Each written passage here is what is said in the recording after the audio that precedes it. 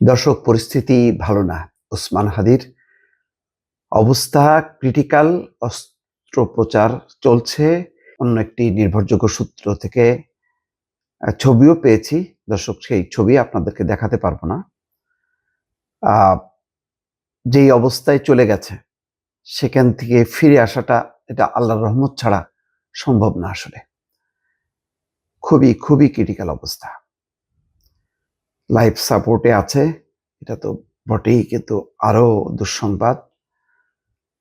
ঢাকা মেডিকেলের পরিচালক brigadier general Mohammad Asaduzzaman তথ্য দিয়েছে। তিনি বলছেন হাদির অবস্থা ক্রিটিক্যাল, আশঙ্কাজনক, তাকে লাইফ সাপোর্টে দেওয়া হয়েছে। দর্শক, ডাক্তারদের বক্তব্যের বাইরে আমি নিজে কোনো বক্তব্য দিতে চাই না। বরাবর সাংবাদিকতার এই এথিক্সটা আমি মেনে চলি, যার জন্য আমি আগাম এমন কোনো কথা বলবো না, বক্তব্য বলবো না যেটা নীতির বাইরে। সুতরাং আমি নীতি মেনে যেটুকু আপনাদেরকে বলতে পারি, ওসমান হাদি ভালো নেই, অবস্থা খুবই খারাপ, খুবই খারাপ।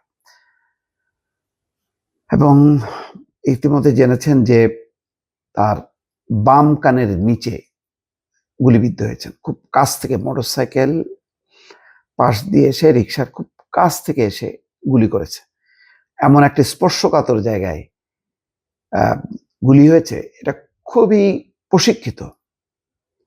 আজকে জুলকারনাইন স্যার একটা কথা বলেছে, সেটাও আমি তার রেফারেন্সে বলছি, আমার কোনো তথ্য নেই, যে 80 জন খুব শুটার এসছে ভারত পাড়ি দিয়ে বাংলাদেশে। কারা তারা জানি না, কোনো সংস্থার কিনা, কিন্তু এই তথ্যটা তিনি দিয়েছেন। তার কাছে নিরাপত্তা গোয়েন্দা সংস্থার অনেক তথ্য থাকে। ইতিমধ্যে পুলিশের আইজিপি বলেছেন যে সীমান্ত এলাকায় ব্যাপক তল্লাশি করা হচ্ছে এবং রেড অ্যালার্ট জারি করা হয়েছে। হাসপাতালে থেকে বলা হচ্ছে তার সঙ্গীরা বি নেগেটিভ রক্তের খোঁজ করছে। প্রচুর রক্তক্ষরণ হয়েছে হাদির। বিজয়নগর কালভার্ডে নির্বাচনী প্রচার চালানোর প্রাক্কালে দুর্বৃত্তরা গুলি করে তাকে। শুক্রবার জুমার নামাজের পর এই ঘটনা ঘটে। 2:22 গুলিবিদ্ধ হন। পল্টনের বক্স কালভার্ট এলাকায় ডিআর টাওয়ারের সামনে এই ঘটনা ঘটে। 3টা মোটরসাইকেলে করে দুর্বৃত্তরা আসে। 3টা, বোঝেন কত সংঘবদ্ধ। অথচ ওসমান হাদি সেই অর্থে কোনো নির্বাচনের প্রতিপক্ষ না, কিন্তু একটা ঘটনা ঘটাইতে হবে। একজন প্রার্থীকে গুলিবিদ্ধ করে ত্রাস ছড়ায় দাও সারা দেশে। চিন্তা করেন, এই মুহূর্তে যারা নির্বাচনের প্রার্থী, যারা সমর্থক, তাদের মানসিক অবস্থাটা চিন্তা করেন। তারা কি পারবে এখন এইরকম ঘটনার পর মানে মুক্তভাবে বিচরণ করতে, মুক্তভাবে গণসংযোগ চালাতে? যেটা বলা হচ্ছে ইতিহাসের শ্রেষ্ঠ নাকি নির্বাচন হবে, খুবই উৎসব মুখর পরিবেশ থাকবে। আতঙ্ক গ্রাস করছে বাংলাদেশকে নির্বাচনকে ঘিরে। কি হয় কি হয়।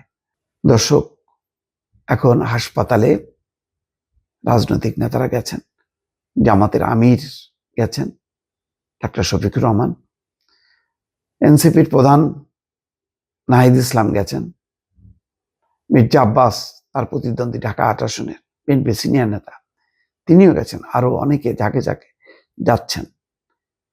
এখন হাদি যে অবস্থায় গেছে, যদি ফিরে আসে, এটা একটা মিরাকল ঘটনা হবে। দর্শক, শুধু এইটুকু বলতে পারি।